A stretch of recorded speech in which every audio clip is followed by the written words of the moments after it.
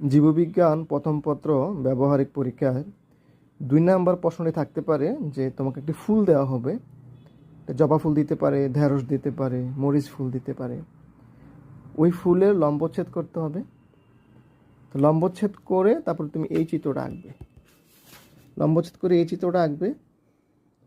তারপর হচ্ছে এই পুষ্প প্রতীক আঁকতে হবে এবং পরবর্তী লিখতে হবে যে এটি মালবেসি পরিবারের সদস্য।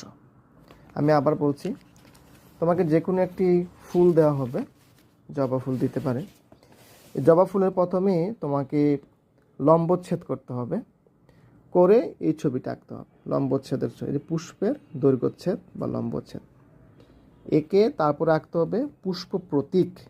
পুষ্প প্রতীকের ছবিটা আঁকবো। তারপর আমরা বৈশিষ্ট্য লিখব।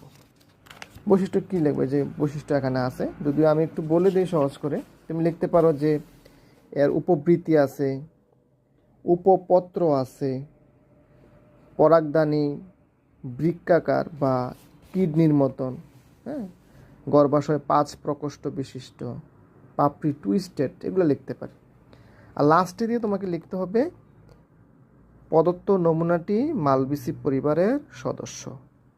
এটার জন্য 1। তো নাম্বারটা আমি বলি। প্রথম হচ্ছে লম্বচ্ছেদ করে ছবি আঁকবা 2, পুষ্প প্রতীক আঁকবা 2, বৈশিষ্ট্য লিখবা 2, এই হলো 6।